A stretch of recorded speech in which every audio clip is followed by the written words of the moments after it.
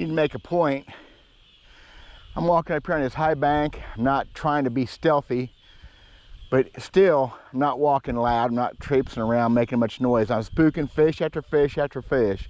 Mostly bass, I think, out of a few inches of water here. It's going to happen when you're fishing on the bank. You need to learn to be as quiet as possible, move as slow as possible. But I'm up here high, and these fish, there went another one right there, and there's another one. They're going to spook. Pond fishing, bank fishing, that's part of it. You can get over it several ways. You're gonna spook some fish when you're fishing off the bank. Again, we'll talk about how to get over some of that. DW Verts, Hick Belly Outdoors, doing some pond bank fishing. You don't get much better than this, y'all.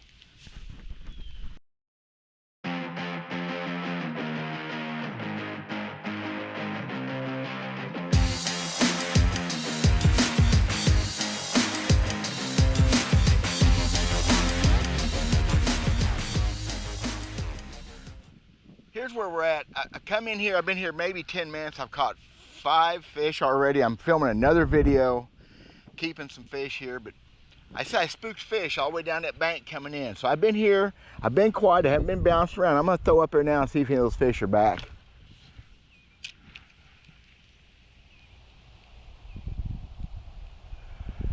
You can put things in your favor, and besides your original stealth, you need to practice just holding still once you get in a spot, not moving, letting the fish get used to you or forget that you were there to start with. That's kind of the key thing.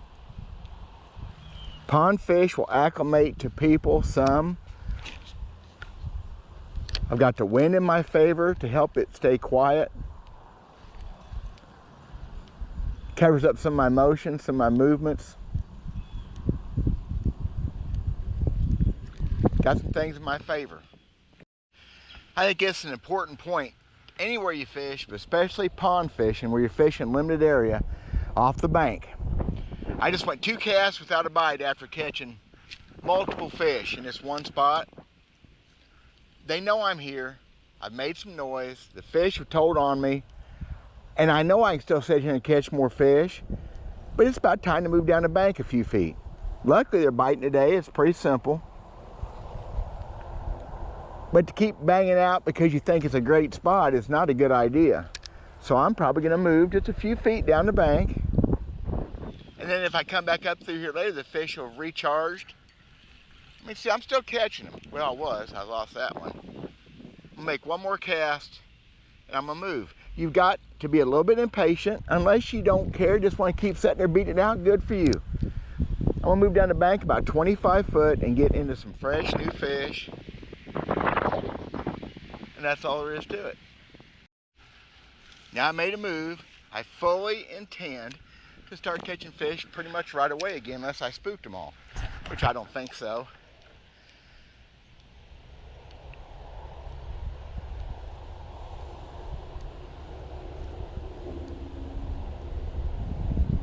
And if I don't catch them here, I'll move again. Maybe they're all up in that shallower water in the other end. Of course, this is still shallow here, but I'm halfway to the dam now.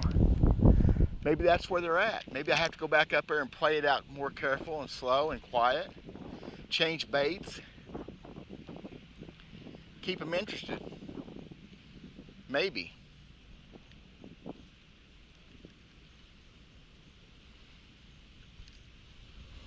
That's part of the fun of it, you know? Just changing up, doing different things.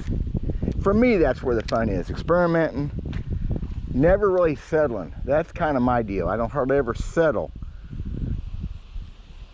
It takes quite a few fish biting a certain way before I'll find, so this is what I want to do, and this is the best way today in this situation to catch them. And it happens once in a while. I'll take it any time. Oh, look at that monster. Look at that monster. That one was born about April. I think that one's going to get turned loose. That looks like more fish food than fish to be ate.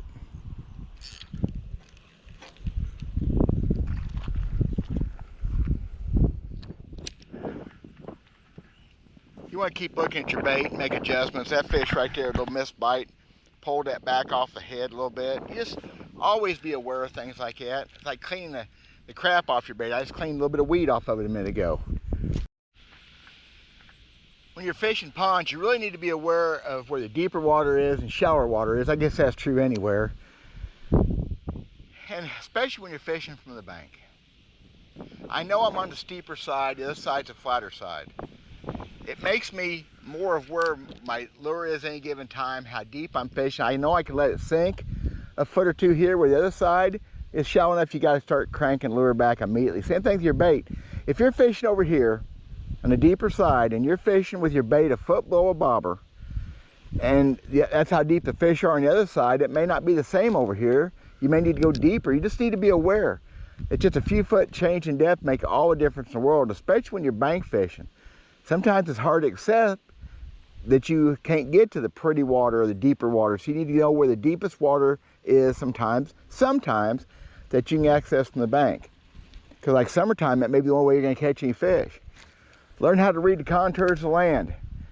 Learn how to read it. This bank here is steeper than the other bank, so most likely it's a little deeper. And a really cool part, like that flat bank on the other side, there's a little ledge out there I've learned. So I can actually reach 3 or 4 foot of water within a cast from the bank, where everything else over there's less than a foot deep. Kind of important stuff like that. Just pay attention to the details. Whenever I'm moving around on a pond, if I'm not fishing from spot to spot, like right now I'm moving up a little ways, I'm gonna stay up here on the high bank away from the water unless the sun is at my back. When you're bank fishing, you need to keep that sun in your face as much as possible, because your shadow will blow fish up, especially if the water's clear at all, which this water is. There's no real sun today. It's good and overcast, but still, you need to try to keep the sun to your side in your face, not casting your shadow out on the water. Huge. One thing I like to do whenever I'm fishing a bank is identify where any rock banks might be compared to the mud banks. The cover, grass, willow trees, whatever, stuff you can put in your favor. Knowing where the hard bottom is, where rock banks are, which this pond has a lot of rock in it, but it's also got a lot of silt. And there's times the fish bite wherever they can be, but a lot of times they go to that rock, especially after a cold front, things like that. So try to learn, and you feel bait or lure on the bottom, you can tell where rock is. Try to learn that wherever you're fishing off the bank and put things in your favor.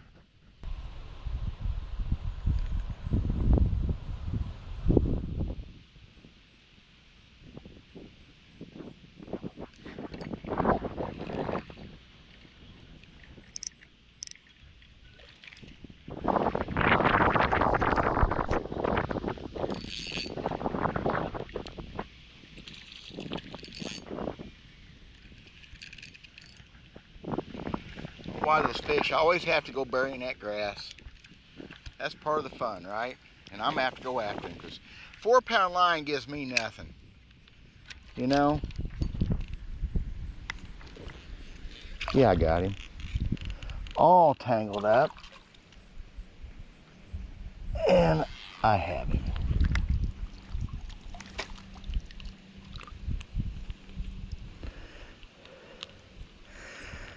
Wow, boy, did I have him. You know, y'all don't, I've said this before, when you're bank fishing, your tendency is to fish on the other side of the pond or other side of the creek. Don't try to throw all the way across. Don't try to do it all from one spot. Again, move around. Long casts are going to cause you some heartache. That's all there is to it. Fan casting area, you know, say from 10 o'clock or 9 o'clock till 2 o'clock or 3 o'clock. Before you move on, and go back and forth a couple times, and go to the other side of the pond or the other side of the creek if you can. If your last alternative is you got to throw as far as you can throw, that's fine, but don't start off that way. Start off catching the fish in close. You'll catch more fish fishing on the bank that way than you ever will throwing all the way across the pond for one fish. Like that fish hit 12 foot away from me. I still haven't caught them all up close. I haven't thrown very far yet. And that's the fact. I'm fishing up there really shallow. I'm inches of water, so I'm holding my rod kind of high to keep the bait off the bottom. If they get in close, try and drop that rod tip, kind of a trick. Because if I throw up there with a low rod like I was throwing out here in 3 foot of water, the bait just be all over the bottom. I'm fishing it pretty slow. So you kind of change your rod angle a lot of times. I'm gonna keep that rod 9:30 to 10 o'clock most of the time. But when I'm throwing up a really shallow, I hold that rod a little bit high. Keep that bait where it needs to be in the water column. Kind of a tip for you. And the little bass keep on biting, kinda. So what would I do different? If I had to stay here fishing, I was here for the day, besides moving around the pond and trying some more spots. Obviously, I've only fished a 50-yard section of this pond. That'd be the first thing I would do. Second thing, not so much change colors of lures, I'd probably change baits. I would probably go to a straight crappie jig, just the head and trailer, or a marabou jig, and get rid of that spinner and go down a little bit smaller, and maybe put it underneath a bobber. That's what I would do as a change-up. Because I'm fishing now just because it's fun. And so the fish are slapping at it and missing it and pulling the body off. And I really think right now, if I would take a crappie jig, a tube jig or one of these, and just put it underneath a bobber about a foot, where it fishes really slow, I believe I do a better job of catching these fish. Like I said, I'm not real worried about it because I have other things to do, other places to be. They've just about chewed this one up. I know I harp on things, but if you want to be a good fisherman, you've got to pay attention to details, or a successful fisherman, whatever you call it. I've caught a few fish here, and just now checked my line and found a boo-boo in it. I don't know where it happened or how it happened. And I'm going to retie. It's the only thing you can do. It's totally in your control. And breaking off fish is no fun. So learn to retie, learn a few good knots. Probably should have worn my glasses. This 4-pound line is really small. You tie a Palomar knot like this, it's so easy to do, even when you can't see. 4-pound line is smaller than it used to be, you know that? It's easy to do. Wet it, find that tag in, and pull it down. It's not hard.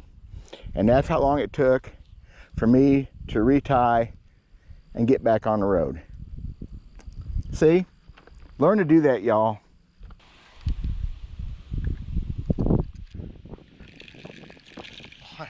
Bass jump. You know, I've fished out of some of the most high-dollar bass boats ever made. I've owned them, run them, fished other people's boats all over the country, mostly the south, but I've fished a lot of places. I have a lot of good boats. And right now, bank fishing is still where it's at. It's just as much fun as it used to be. There you are. Get a chance. Take a kid fishing to a pond somewhere, fish off a bank. Show them how to do this. Or maybe you are a kid, take your grandparents. Take your mom and dad. Have some fun. God bless. See y'all later.